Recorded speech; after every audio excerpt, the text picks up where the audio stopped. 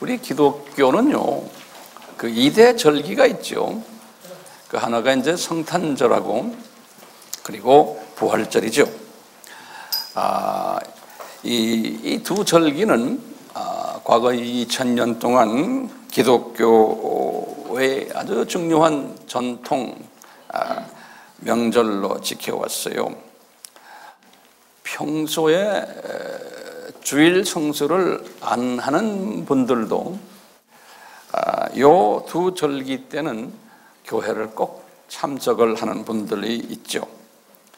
이게 왜냐하면 습관상으로 또는 예의를 지키기 위해서 또는 크리스찬으로서 도덕적으로 내가 의무감을 가지고 이렇게 중요한 예배 의식이라고 생각하기 때문에 이렇게들 하고 있죠.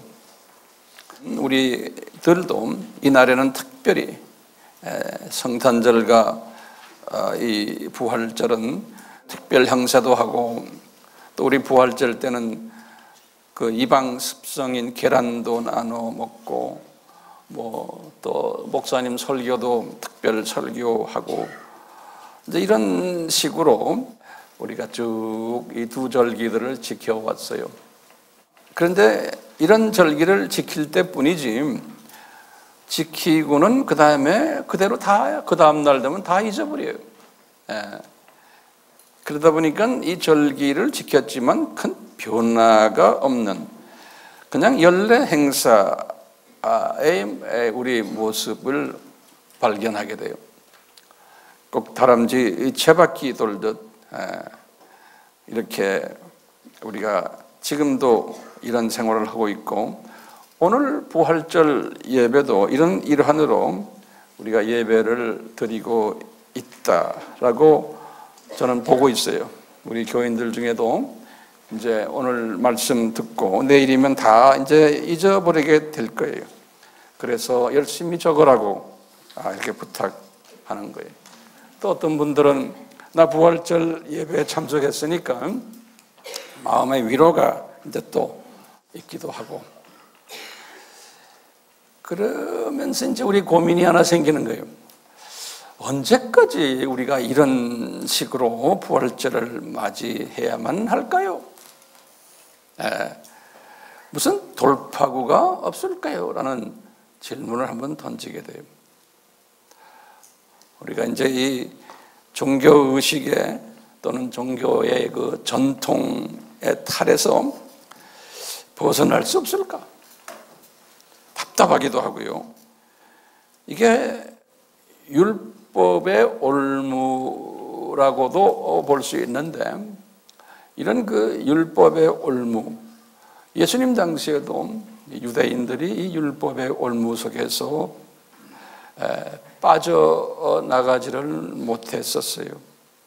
그리고 2000년 동안 신약의 기독교인들도 이 율법의 올무에서 돌파구를 찾지를 못했어요.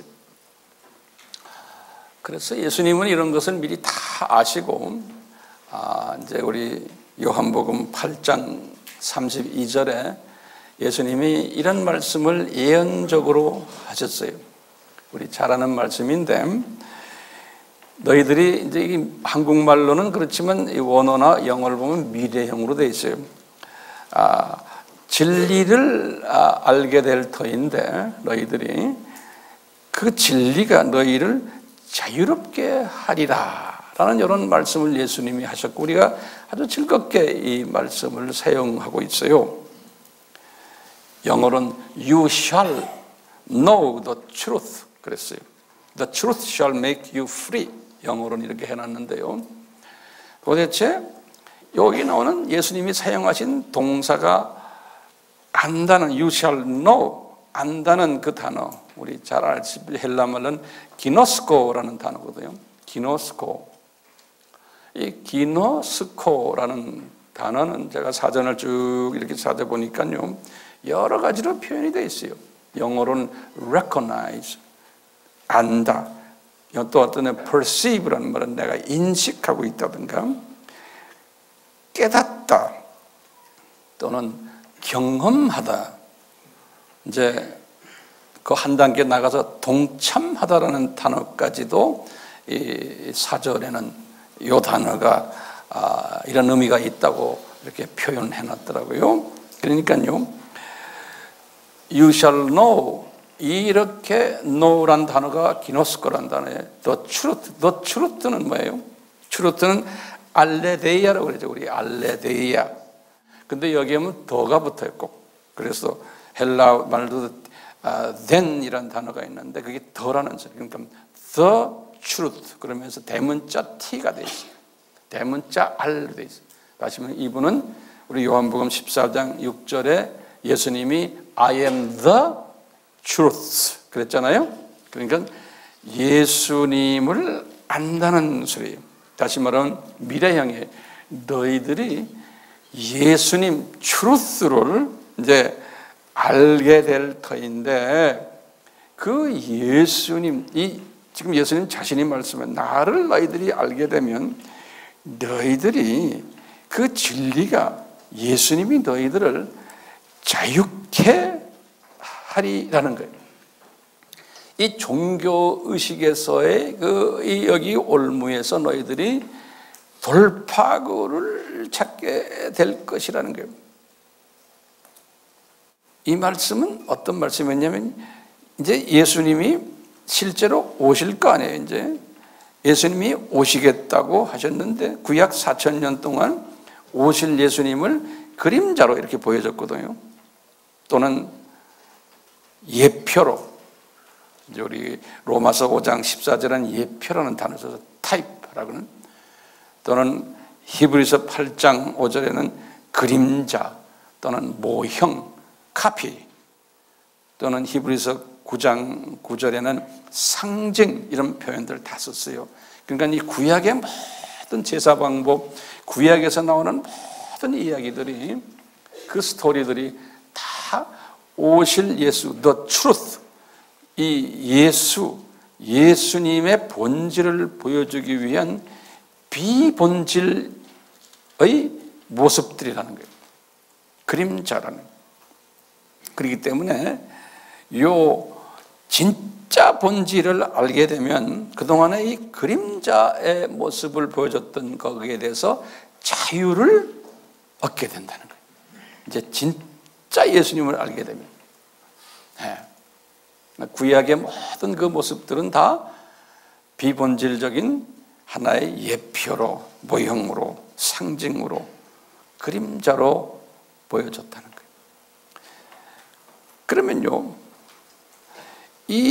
우리가 본질은 예수를 우리가 알아야 되는데, 안다는 말이 아까 뭐라고 그랬어요?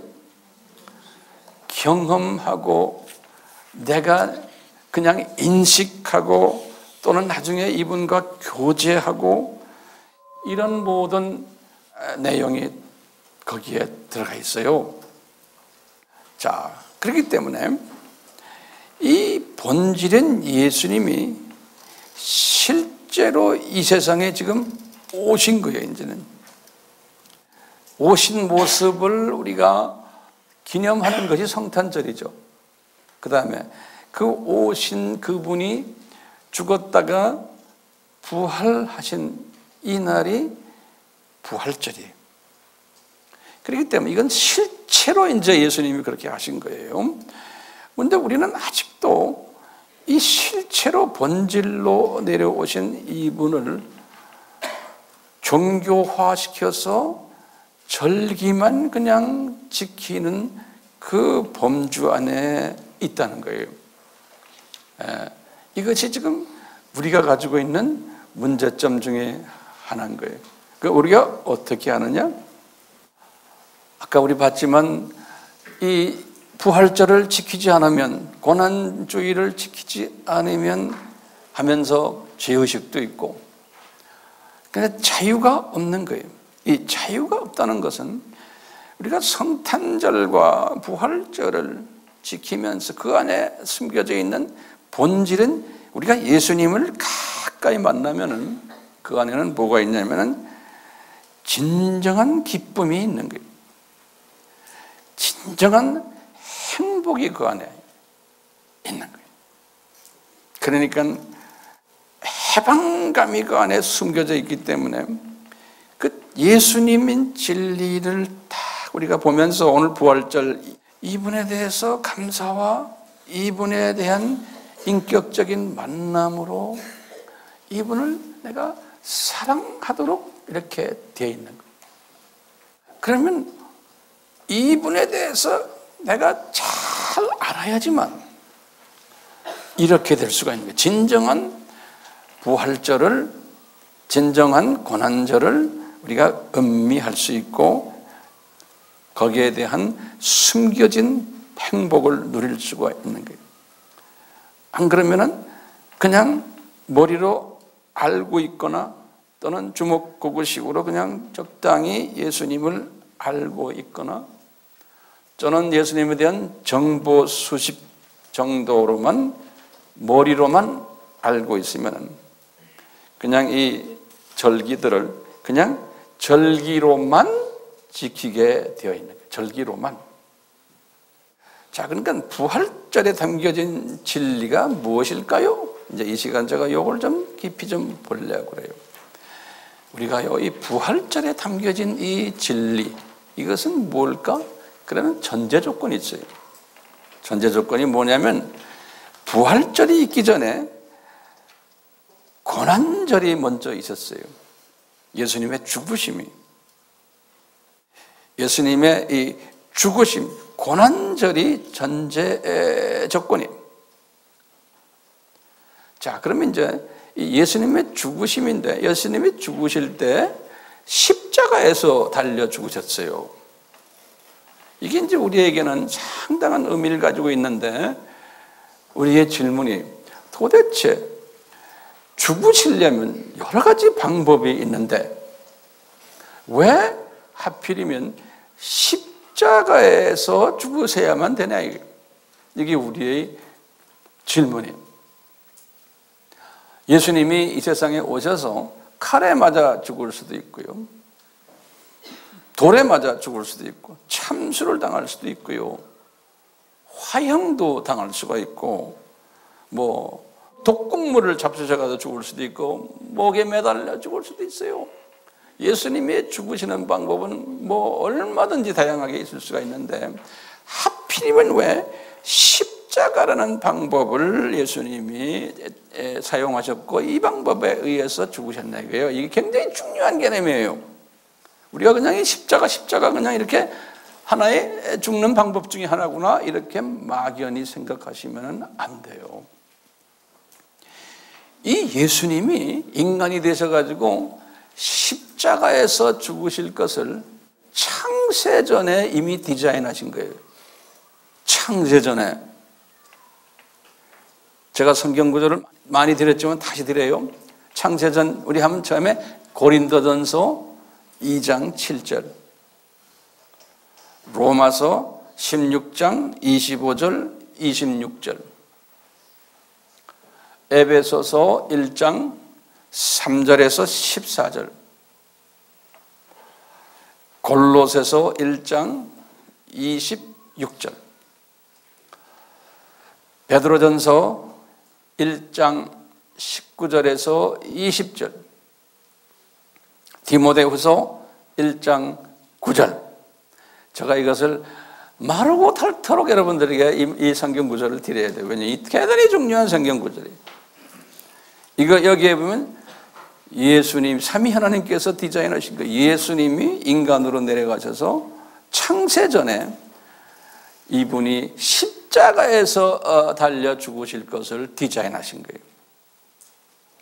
우리가 공부했지만 왜 이렇게 디자인하셨나 하면은 장차 만들어질 하나님의 자녀들에게 창조 목적을 제대로 한번 고생시키면서 교육시켜주기 위해서라고 제가 여러 번 말씀드렸어요. 왜냐하면요, 이 목적을 나중에 왜 십자가에서 죽으셔야만 하는를 주전 1500년에 모세에게 가르쳐 주셨어요. 모세에게. 이것이 오늘 본문의 말씀입니다. 오늘 본문의 말씀 보면 그랬어요. 십자가에 달려 죽는다는 것은 하나님의 저주를 받는 표현이라는 거예요. curse라, curse. 하나님의 저주를 받는 자는 꼭 십자가에서 죽어야만 한다는 거예요.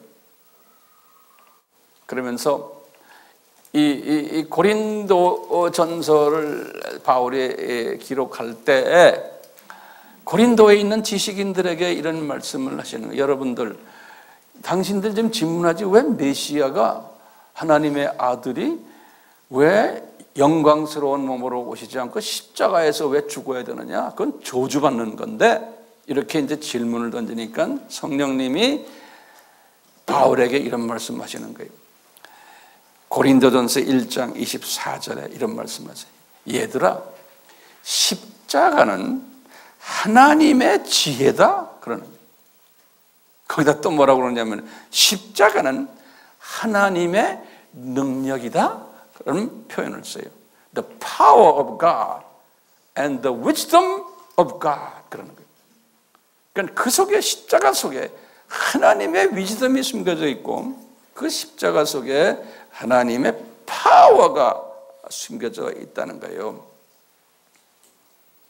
그러니까 예수님이 십자가에 달려 죽으셨다는 의미는 뭐냐? 예수님이 장차 이 땅에서 훈련받는 하나님의 자녀들이 다 저주 속으로 들어가 있었는데 이분들의 저주를 예수님이 대신 저주를 뒤집어 쓰면서 이분들의 저주를 없애주는 일을 하기 위해서 예수님이 창세전에 이미 계획되시고는 이 일을 이루시는 거예요. 그래서 바울이 이것을 깨닫고는 갈라디아서 3장 13절에 그 유명한 말씀만, 그리스도께서 우리를 위하여 저주가 되셨다는 거예요. 그래서 율법의 저주로부터 우리를 구속했다는 거예요. 율법의 저주는 뭐냐면 아담 타락으로 받은 저주예요. 예, 아담 타락으로 받은 저주에서 우리를 구속하셨다는 거예요. 이 기가 막힌 말씀, 오늘 이 말씀을 중심으로 제가 조금 더 발전시켜 드리려고 해요. 저주의 반대말이 뭡니까?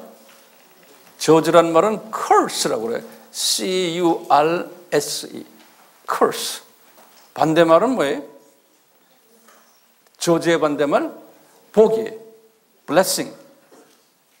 blessing을 우리가 마태복음 5장에서 복 있는 자는 우리 다 배웠잖아요. 그럴 때마다 이제 어떤 신학자들은 복 있는 자를 그게 마카리오스라는 단어거든요. 헬라말로. 그것을 사전에 보면 또 이런 뜻이에요.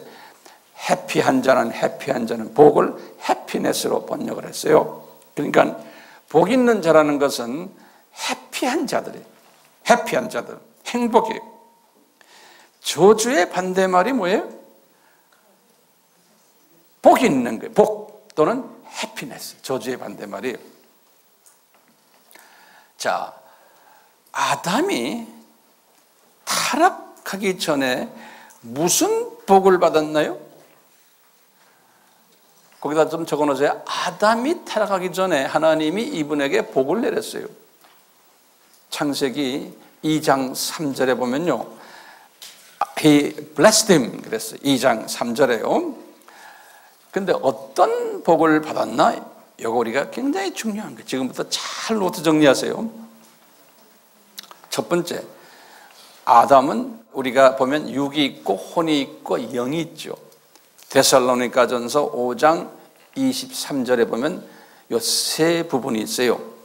자, 아담의 육이 복을 받은 거예요. 그럼 어떻게 이분이 복을 받았나? 이분이요, 이제 타락 전이에요. 항상 한 30세 나이의 수준의 남자 모습이.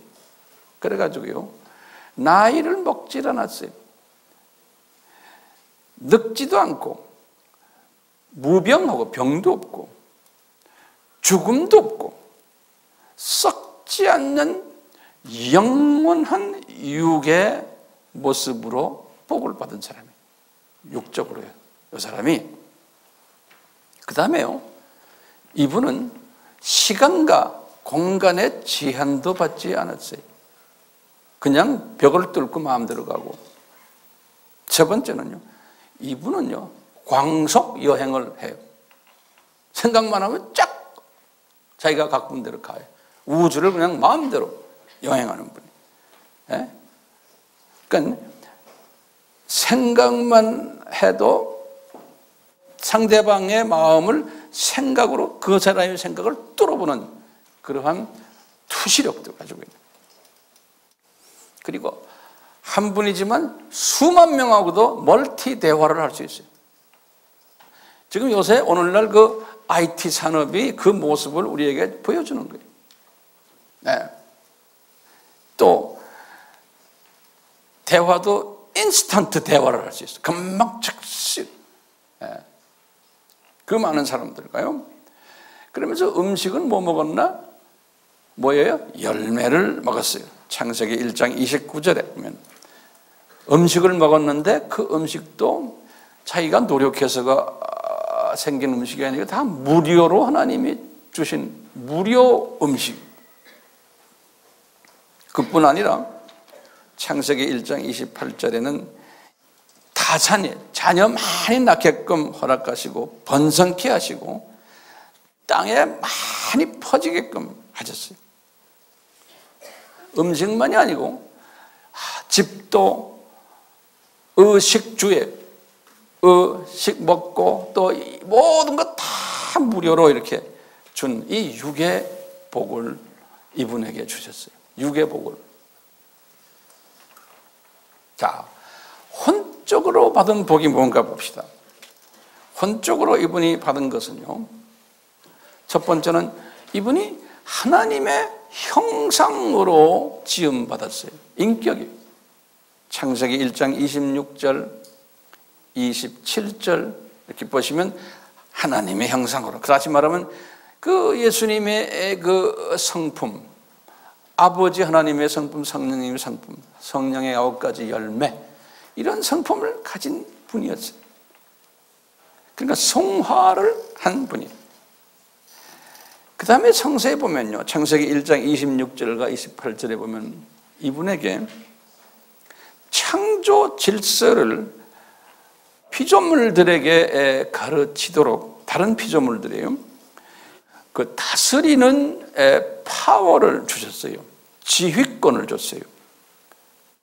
관리권, 피조물 관리하는 권한을 줬어요. 인권을 받은 거예요. 그뿐 아니라 그분들을 정복하라, subdue라는 건 이 사람들을 막 이렇게 다루라는 거예요. 어떤 때는 말 안 들으면 이놈들라고 한번 명령도 내리는, 우리 인간에게 이러한 특별한 권한을 주신 거예요. 저는 이것을 하나님과의 파트너십이라 이렇게 한번 제가 정의를 내려봤어요. 그러니까 이게 보통 복이 아니에요. 피조물들을 잘 관리하는데 뭘 관리하느냐?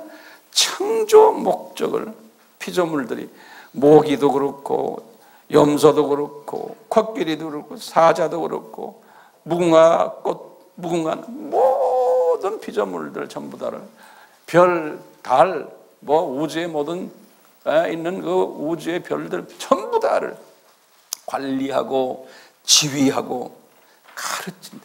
이러한 이런 걸 가진 거예요. 예. 그러니까 이분이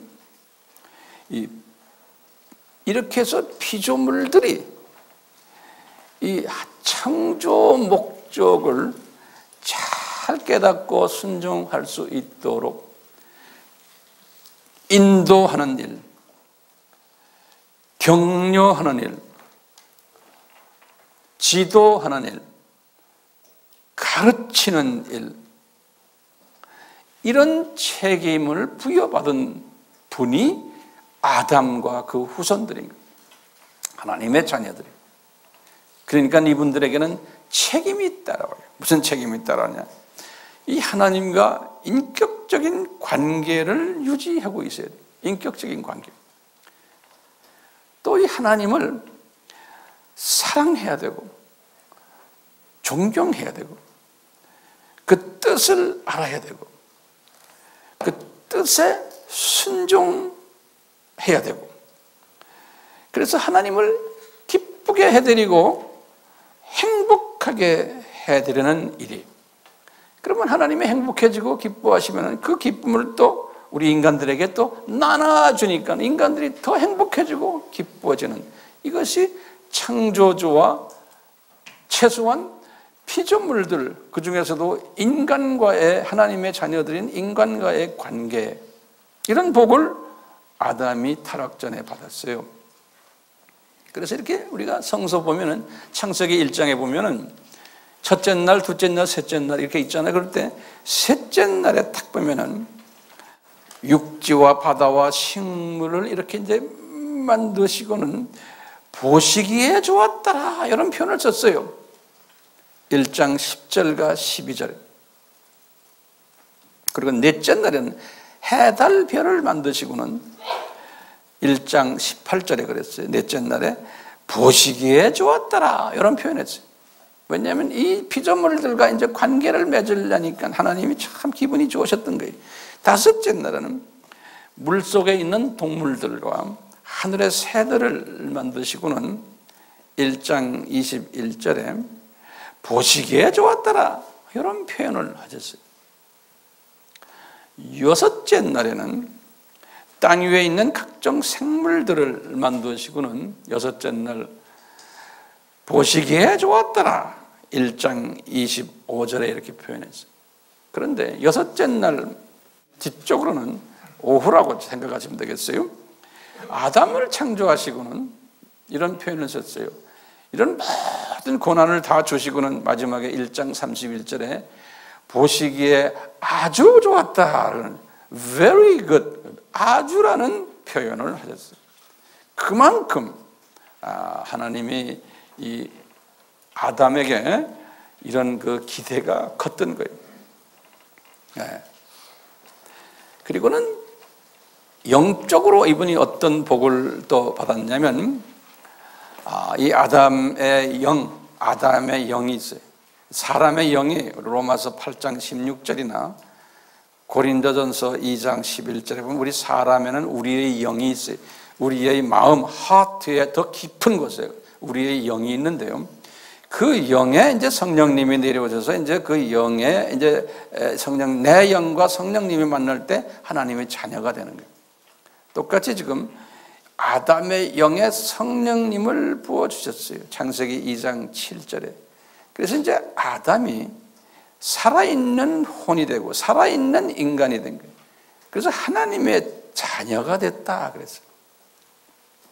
그러니까 이분이 이 하나님의 자녀가 된 이 복을, 하나님의 영을 받았기에 된 거예요. 그러니까 지금 아담이 받았던 이 모든 육, 혼, 영의 이 복이 저도 여러분도 우리가 낙원에 올라가면 그대로 회복하는 거예요. 바울이 이것을 알았기 때문에 나는 빨리 죽는 게 좋다. 그런데 너희들 때문에 내가 조금 더 살게끔 주님이 이렇게 하신다 그랬어요. 자, 그런데요, 아담이 이런 복을 받았는데 이제 저주를 아담이 받게 된 거예요. 불순종 때문에요. 그래서 이제 이 창세기 2장 17절에 그랬어요. 네가 이것을 이렇게 해서 저 열매를 먹으면 너는 정령 죽으리라 라는 하나님의 예언의 말씀이 아담에게 있었는데, 이 양반이 그 말씀대로 그대로 불순종해서 이제 죽으리라 하는 건 영적으로 죽으리라, 그것만이 아니고 육적으로, 혼적으로도 죽는 사건이 일어난 거예요. 자, 육적으로 어떻게 죽었나 보세요. 이 사람이 육적으로 시간석으로 전락이 되어버린 거예요. 육이. 그리고는 나이를 먹기 시작하고 늙게 되고 병이 들어서 아프고, 그래서 930세에 죽게 됐어요. 창세기 5장 5절에 창세기 5장에 나오는 모든 그 노아까지의 그 인사들 보면 다 죽었어요. 그래서 흙으로 돌아간 거예요. 창세기 3장 19절에 보면 흙으로 들어가게 되어 있는 거예요. 이 육이 뿐만 아니라 이분의 육은 시간 속에 떨어졌기 때문에 시간과 공간의 제한을 받게 된 거예요. 우리도 지금 그런 상황 속에서 지금 살고 있잖아요. 멀티 대화가 불가능한 거예요. 그리고 창세기 3장 16절에서 19절에 쫙 설명되어 있어요. 음식도 이제는 채소 먹게 해놨고 열매 못 먹는 게, 또 땅을 저주하셔서 이분이 이제 땅에 이제 가시나무와 엉겅퀴가 생기면서 농사를 지어야만 얼굴에 땀을 흘려야만 음식을 먹을 수 있도록 저주를 받은 거예요. 그리고는 여자가 고통이 있어야지만 아기를 낳을 수 있게 됐고, 그래서 이제는 무료가 아니 이제는 열심히 고생을 노력을 해야 되는 거예요. 이렇게 육이 저주를 받은 거예요. 그러니까 우리가 지금 이 저주받은 이 육을 가지고 지금 우리가 살고 있는 거예요. 혼이 어떻게 저주를 받았나 보세요. 혼은요, 이제 이 타락함으로써 이분이 어떻게 됐어요? 이분이 서서히 하나님의 형상을 닮았던 분이 이제는 사탄의 형상을 닮아가면서 사탄의 성품으로 이제 서서히 이제 대체되기 시작하는 거예요. 바로 가인을 봐도 금방 알 수 있어요. 아벨을 질투심 때문에 죽이는 일.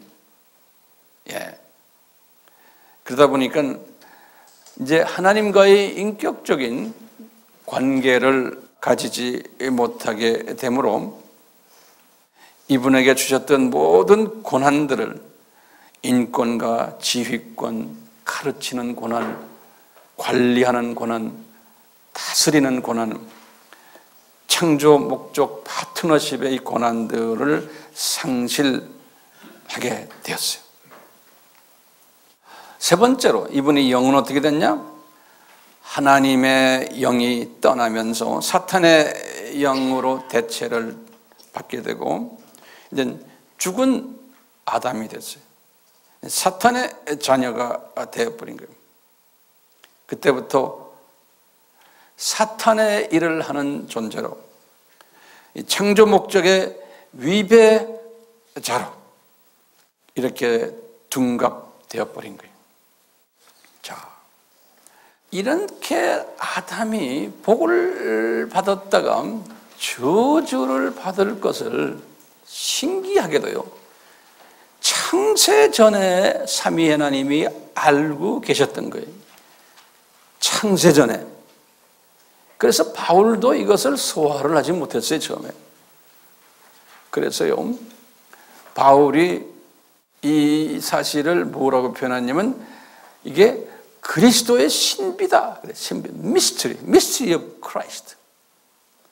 에베소서 3장 4절에 보면 미스터리, 아까 우리 말한 고린도전서 2장 7절에도 미스터리란 표현하고요. 이 미스터리를 숨겨놨다가 나중에 뚜껑을 열었다 그랬어요.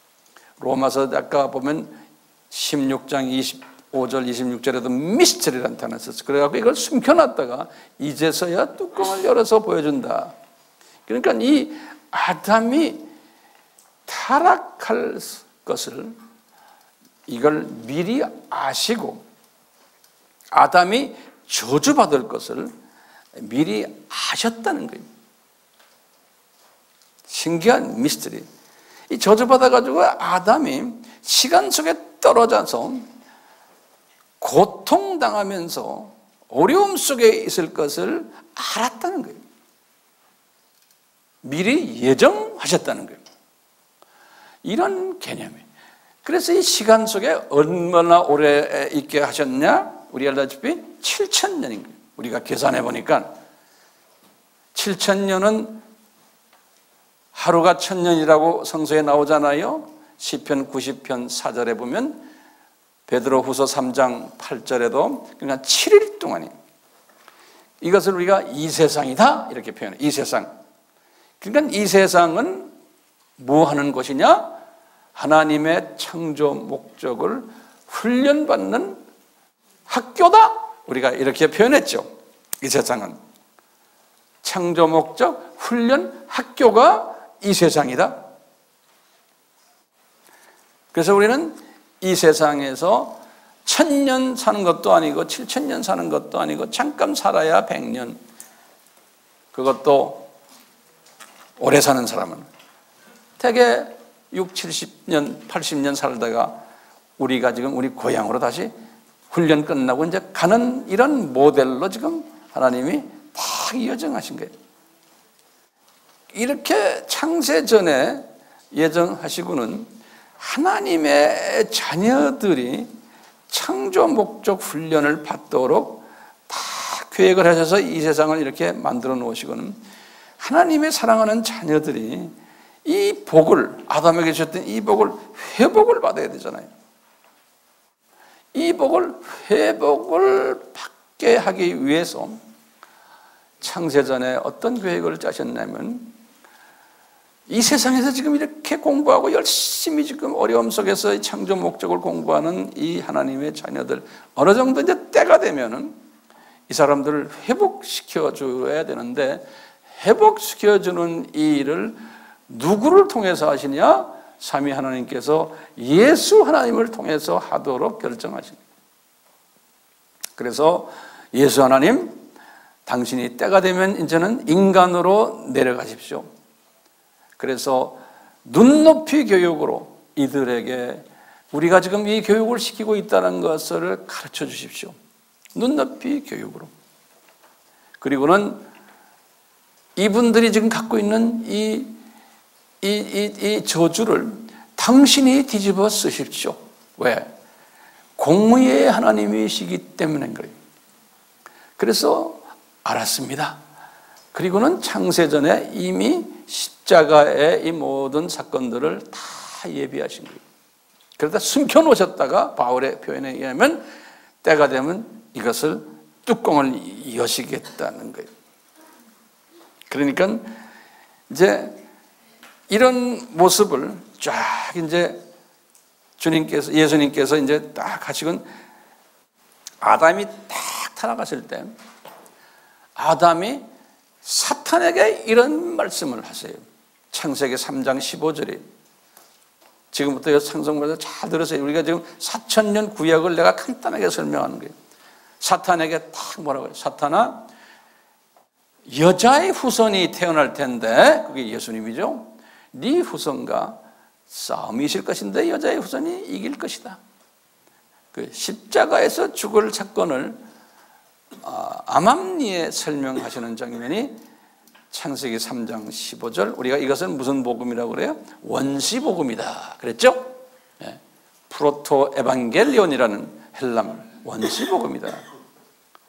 그리고는 그때부터 어린 양을 죽여서 어린 양의 피에 의해서, 그 어린 양은 예수님이죠, 그림자로. 그래서 하나님의 백성들 이스라엘 사람들이 죄사함을 받게 되는 그 포뮬라, 그 형식을 그대로 4000년 동안 가르쳐준 거예요. 죄사함을 받으려면 하나님의 자녀들이 어린 양이 저주를 받아야 된다. 그래서 예수님께서는 주후 1500년에 모세에게 구체적으로 가르쳐주는 거예요. 십계명도 주셨지만 모세에게 오늘 본문의 말씀에 신명기 21장 23절에 하나님의 저주를 받는 사람은 십자가에서 죽게 되어 있다는 겁니다. 십자가에 달려 죽는다는 것은 하나님의 저주를 받는 자임을 모세에게 가르쳐 주시는 거예요. 그러니까 우리가 지금 이렇게 십자가를 딱 볼 때요, 예수님이 나에게 주신 이 저주를 대신 뒤집어 쓰시는 그 모습이 저 십자가이구나 라는 것을. 그래서 나에게 그 아담이 가졌던 그 복, 이 타락 전에 가졌던 그 복을 다시 회복시켜 주시기 위해서 그 저주를 이분이 뒤집어 쓰시는 것이 저기에 십자가구나. 그래서 창조 목적을 훈련시키기 위해서 이런 방법을 디자인하셨구나. 이러고는 주전 1000년이 딱 됐어요. 이제 다윗이란 사람 앞에 딱 예수님이 야훼가 다윗에게 나타나서 뭐냐면 다윗이 영의 눈이 팍 떠지는 거예요. 보니까 웬 분이 보니까 예수님이죠. 예수님이 십자가에 착 달려있는 모습을 다윗이 본 거예요. 주전 1000년에 비디오로 쫙 보여주는데 그분이 하시는 말씀까지도 다 듣는 거예요. 그게 시편 22편이에요. 특히 시편 22편의 1절은 그분이 매달 저주를 받는 순간에 하시는 말씀을 그대로 다윗이 영의 눈을 뜨고 본 거예요. 비디오를 보듯이. 우리가 요새 TV에서 화면을 보듯이 뭐냐면 나의 하나님 나의 하나님, 그러니까 아버지여 아버지여 어찌하여 아버지께서는 나를 버리셨나이까 그러는 거예요. 이 고백을 쫙 보는 거예요. 버렸다는 forsaken, 나를 왜 버렸습니까? 그럼 우리의 질문이 오는 거예요. 어떻게 성부 하나님이 성자 하나님과 이퀄 레벨이고 같은 권한을 가지신 분인데 이런 말을 할 수 있을까? 왜? 예수님이 완전히 인간 되신 예수님의 모습이에요. 그래서 이제 칼케톤 회의에서 451년에 뭐라고 그랬어요? 예수님은 100% 신이시고 100% 인간이시다. 다시 말해 신성을 다 33년 동안 완전히 비우신 분이에요. 빌립보서 2장 7절에 바울이 표현했어요. 그렇기 때문에 이분은 나와 같이 당신들과 같이 100% 인간이 되셨기 때문에 이분이 이 저주를 받으시는 이 순간에 이 고백을 하게 돼 있는 거예요. 왜? 이 저주라는 이 저주는요, 어떤 저주냐면은 앞으로 태어날 하나님의 자녀들, 현재의 하나님의 자녀들, 또 과거의 하나님의 자녀들, 이 자녀들이 가지고 있는 저주를 이분이 한꺼번에 뒤집어 쓰는 장면이 이 장면인 거예요. 그러니까 엄청난 고통 속에서 인간 예수님이 이 엄청난 하나님의 자녀들의 이 저주를 뒤집어 쓰시면서 그 무거움과 아픔을 고백하는 장면을 주전 1000년에 다윗에게 쫙 미리 보여주신 거예요. 다윗에게. 시편 22편 1편에 주전 1000년에, 그리고는 300년 지나서 주전 700년에 이사야에게 또 구체적으로 보여주신 거예요. 이사야에서 53장 4절에서 6절에 4절에 그랬어요. 실로 그가 우리의 질고를 지고, 우리라는 건 하나님의 자녀들이에요. 이스라엘 사람들이, 또 똑같이 신약에서는 하나님의 자녀들, 우리의 슬픔을 지었는데 그가 형벌받아서 고난당하는 줄로 사람들은 생각한다는 거예요. 아니라네. 그러나 그는 우리의 허물을 인하여 상처를 입었고 우리의 죄악을 인하여 상하였고 우리의 화평을 위해 징계를 그분이 받아서 채찍으로 치유를 받아서 우리의 모든 죄악을 그에게 지우셨느니라. 그런 거예요. 다시 말하면 저주를 이분에게 다 지우셨다는 거예요. 예수님께, 인간 예수님께. 그러니까 이분의 고통이 엄청난 거예요. 이 모습을 나중에 이제 세례 요한이 30살 되는 예수님이 걸어가는 모습을 딱 보고는 다 보라, 세상의 하나님의 자녀들의 죄를 지고 가는 하나님의 어린 양이다. 그런 거예요. 요한복음 1장 29절에 그 눈을 보고 딱 보는 거예요. 그리고는 이분이 예수님이 주 30년에 실제로 십자가에 딱 달리셨어요. 달리셔가지고 십자가에 치른, 우리 다 뭐 그런 거 다 알잖아요. 에? 이게 뭐 했다 그냥 머리로만 우리가 다 그냥 알고 있는 거예요. 그 예수님의 그 아픔을 체험을 못하는 거예요. 예. 이분이 마태복음 27장 46절에 딱 십자가에 몸들어 이제 마지막 하시는 말씀이 9시에 오후 3시에요. 9시경에 예수께서 큰 음성으로 소리질러 말씀하시기를 엘리 엘리 라마 사막다니 나의 하나님 어찌하여 나를 버리셨나이까. 이 말씀을 누구한테 했어요? 미리 1000년 전에 다윗에게 하셨던 말씀을 그대로 이분이 딱 똑같이 하시는 거예요. 그 순간에. 예. 그러면서 이분이 딱 숨을 거두는 그 날이 우리가 고난주일이라고 그러는 고난주일. 우리가 고난주일에 그저 거룩하게 지내자, 고난주일에 예수님의 아픔을 우리가 좀 묵상하자, 이 수준이 아닌 거예요. 이런 수준으로만 보지 마세요. 이 수준, 고난주일은 뭡니까? 이 예수님이 창세전에 우리 인간들을, 하나님의 자녀들을, 그냥 인간이 하나님의 자녀들을, 사탄의 자녀들을 사용해서 우리를 훈련을 시켜서, 사탄을 통해서 훈련시켜서 창조 목적 훈련을 시켜서 이 창조주가 우리에게 창조의 파트너십을 줘서 장차 영원 세계에서 많은 피조물들을 하나님의 파트너로서 저분들을 피조물들을 잘 섬기고 창조 목적에 잘 순응하도록 하기 위한 책임을 우리에게 주셔서 그 훈련시키시려고 우리를 이 세상 시간 속에 집어 던져가지고 7000년도 안에 우리는 고작가야 50년에서 100년 이렇게 그 훈련받다 우리는 가는 사람들이요. 그러니까요, 우리가 하나님의 자녀가 되죠. 우리가 저쪽 나라에 간다는 거예요. 아하, 이 훈련을 시키시려고 우리를 이렇게 고생을 시키시고는 나에게 주셨던 이 모든 저주를 이분이 뒤집어 쓰셨구나. 그래서 나는 완전히 복을 회복받았구나. 이 고백이. 예수님이 숨을 거두기 직전에 마지막으로 하신 말이 뭐예요? 다 이루었다. 예수님 이런 말씀하셨어요. 마태복음 19장 30절에. 그럼 언제 시작했는데 다 이루신 거예요? 이 프로그램이 창세전에 시작하신 것, 이 프로그램을 이제서야 지금 다 이루셨다고 딱 하시면서 숨을 거두신 거예요. 그러니까 분명한 목적이 계시기에 다 이루었다 그런 거예요. 그냥 막연히 이분이 아담이 죄를 지어서 이분이 아담 때문에 이렇게 내려오셨던 이런 수준이 아닌 거예요. 이건 하나님의 트레이닝 프로그램 속에서 지금 하는 거예요. 그러니까요, 고난주일이라는 게 도대체 무슨 날이에요?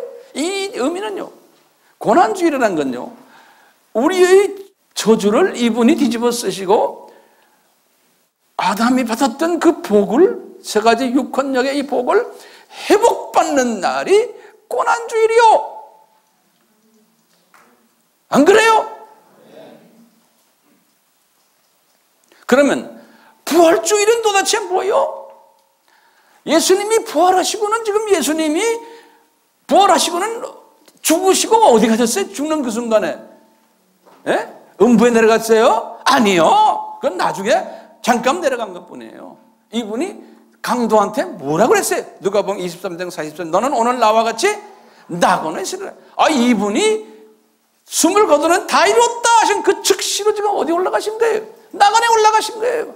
무소부지하신 분이에요. 그러다가 이분이 잠깐 음부에도 내려가신 거예요. 우리 개념으로만 생각하지 마세요. 무소부지하신 분이에요. 그러니까요, 이분은 다 이루었다고 딱 숨을 거두시군요. 고난주일이군. 끝냈어요. 그리고는 이제 부활이에요. 우리가 지금 부활주일 섬기잖아요. 이 부활주일은 무슨 의미가 있어요? 하나님의 자녀. 우리는 지금 우리의 예수님의 이 고난, 이 사건 때문에 우리의 지금 저주가 우리가 있습니까? 없습니까? 우리는 지금 저주를 누가 지금 대신 받으셨어요? 예수님이 받으셨어요. 우리는 저주받은 인물들이 아니에요. 그러니까요, 부활주의라는 의미는 뭡니까? 저주에서 우리가 해방돼가지고 우리는 이미 예수님이 낙원에 올라간 것처럼 우리는 이미 낙원에 올라간 사람들이요. 근데 질문이 있어요. 낙원에 올라간 사람들인데, 우리는 아직도 이 세상에 살고 있는 거예요. 우리의 육이 회복을 받았죠? 근데 우리 육이 지금 회복을 받았는데도 아직 우리 육이 이 세상에 있는 거예요. 그리고 회복 안 받은 사람들의 모습 그대로 있는 거예요. 회복 받았어요. 그래서 이제 우리 신학적으로 뭐냐면 이건 지연된 회복이다 그러는 거예요. 지연된 복이라고 그래요. 뭐냐? 육은 이제는 우리가 이 세상에 사는 동안에는 아직 저주 속에 있는 사람처럼 보이지만 이 세상 사람들은 저주 속에 있지만 우리 하나님의 자녀들은 이 육이 이미 어떻게 됐어요? 이미 회복받은 존재들이에요. 우리는. 왜 그러면 이 세상에 이렇게 오랫동안 회복받아 놓고는 여기서 그냥 사느냐? 사명이 있기 때문에 그런 거예요. 우리가요, 이 사명을 이루기 위해서 잠깐 delayed blessing, 좀 지연된 복을 준 것뿐인 거예요. 그러니까 우리는 세상 사람과 다른 거예요. 병이 좀 있어도 그까짓 병 이렇게 되는 거예요. 예? 조금 좀 어디 불편해도 그까짓 것이라는 단어가 우리에겐 필요한 거예요. 그게 뭐 그리 중요해요? 조금 일찍 주고 어때요? 저 나라 우린 가는데 우리는 이미 다 이 문제 해결된 사람들인데 여기서 오래 살아요? 어쩌겠다는 거예요? 예? 빨리 가는 게 낫지. 우리가 여기서 지금 돈벌이 때문에 신경 쓰고 뭐 때문에 신경 쓰고 자녀 때문에 그거 예수님께 다 맡겨버리세요. 우리는 이미 다 저쪽 동네에 우리가 간 사람들이요. 왜 이 동네 거 가지고 그렇게 난리들 찍입니까? 왜 그러냐면 이 회복과 이 복과 저주의 이 개념이 없기 때문에 그런 거예요. 이 개념이 없기 때문에 하나님의 자녀들이 혼적으로는 어떻게 됐어요? 우리는 이미 저쪽 동네 뿐이에요. 아까 혼적으로 봤죠? 다 이제 저쪽으로 우리가 회복됐지만 아직도 우리는 사탄의 성품들 그대로 가지고 있는 거예요. 그렇지만 우리는 회복된 사람들이니까 날로 성화되는 거예요. 성화되는. 이 성화가 어느 정도 됐냐에 따라서 저쪽 동네 올라가면 계급이 설정된다고 바울이 그랬어요. 저쪽 동네 올라가면 이미 우리는 다 성화된 사람들. 그런데 이제 얼만큼 이 세상에서 그 성화를 우리가 해나가네요. 이 부활절은 이런 의미에서요, 이 모든 것이 다 이미 이루어진 것. 우리는 천국 백성들이 영적으로도 마찬가지예요. 우리는 이미 영적으로도 하나님의 자녀가 된 사람들이에요. 이 영적으로 자녀된 사람들, 이 영적은 지연된 복이 아니에요. 이거는 지연된 게 아니에요. 이거는 이미 성취된 복이에요. 영적으로는요. 육적으로는 지연된 육적 복이, 혼적으로도 지연된 복을 갖고 있지만 영적으로는 이건 뭐예요? 인스턴트. 즉시 회복이 됐어요. 그렇기 때문에 우리는 바울도 그랬죠. 우리는 천국 시민권을 가진 자들이라는 거예요. 천국 비자를 우리 가진 사람들이에요. 이미 포켓에 다 패스포트가 비자 다 있어요. 그러면서 지금 우리가 살고 있는 거예요. 그러니까 이 부활절은 천국 시민권을 가진 사람이 잠깐 육적인 이 세상에서 지연된 복 속에서, 혼적으로 지연된 복 속에서 이 시민권을 가지고 포켓에 놓고 다니는 사람들 우리는요. 그러니까 죽음에 대한 두려움도 있어요, 없어요? 없어요. 날로 성화되는 길밖에 없어요. 우리가 지금 성만찬 하더니 성만찬의 의미가 지금 뭐예요? 고난주의를 생각하는. 고난주의는 뭐예요? 고난주의는 고난하신 건 이미 나를 예수님이 피 흘리시고 몸이 깨지심으로 우리에게 뭘 줬다는 거예요? 저주를 이분이 뒤집어 쓰셨다는 그 의미가 지금 고난절 우리가 이거 지금 성만찬하는 거예요. 뒤집어 쓰셨다 이분이. 나는 이제 저주가 없는 존재다. 거기에 대한 감사와 이런 것을 묵상하면서 나의 신분을 다시 한번 재확인하는 그러한 의미로 우리가 성만찬을 해야 되는 거예요. 거기는 오늘도 부활절인 거예요. 그러니까 뭡니까? 아하, 지금 지연된 육과 지연된 혼이지만 나는 이미 천국 패스포트를 가진 사람이야. 여기에 대한 확신을 다 가진 사람이에요. 저는 그 확신이 있기 때문에 이 나이에 시간만 있으면 여러분들 섬기지만 시간만 있으면 바깥에 나가서 이렇게 뛰어다니잖아요.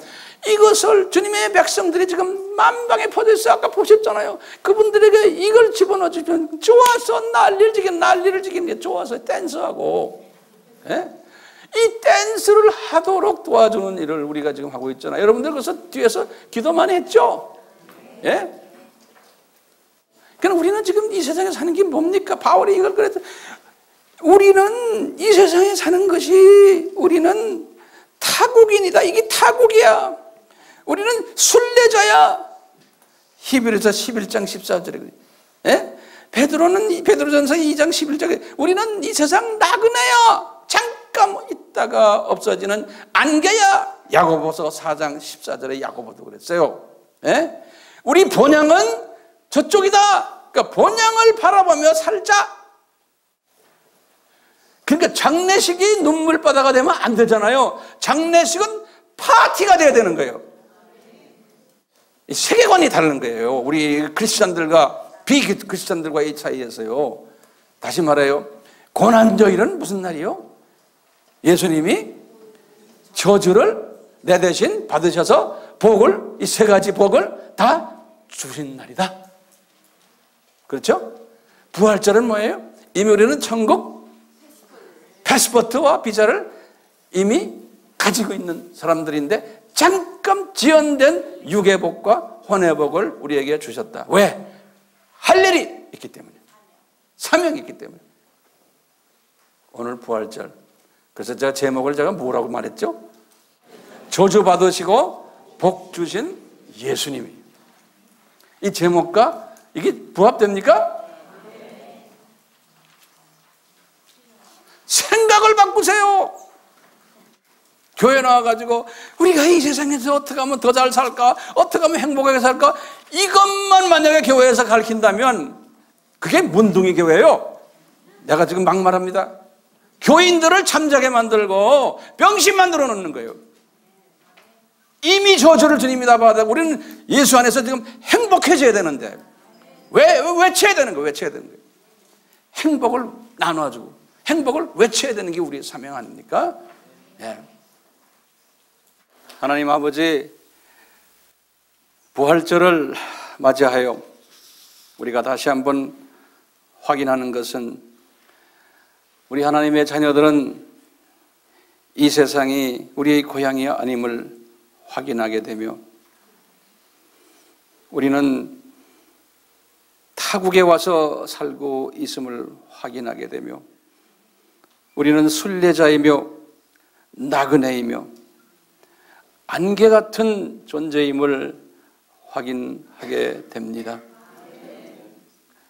예수님, 저희들에게 이 영적 분별력을 허락해 주셔서 우리가 이 세상에 살지만 우리가 우리의 시각을 이 세상에만 집중하지 않게 해주시고 저 세상도 보면서 동시에 이 세상도 집중하면서 살 수 있는, 그리고 이 세상에서 내가 할 일이 무엇인가를 깨닫는, 왜 나를 이 세상에 보냈는지를 깨닫는 지혜자가 되도록 은혜 베풀어 주시옵소서. 우리 예수님께서 때가 되어 우리들을 본향으로 불러 가실 때 우리가 기쁨으로 감격으로 감사로 떠날 수 있는 이런 복된 자들이 되게 하시고 우리 가족들이 되게 하시고 우리 주변에 사랑하는 모든 우리 형제자매들이 될 수 있도록 특별히 부활절을 기해서 이 복을 우리에게 주시고 날로 날로 이 복이 더욱 구체화되는 그러한 복된 우리가 되도록 은혜 베풀어 주시옵소서.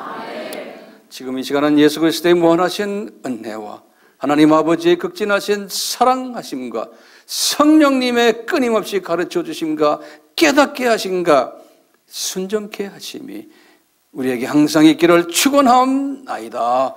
아멘.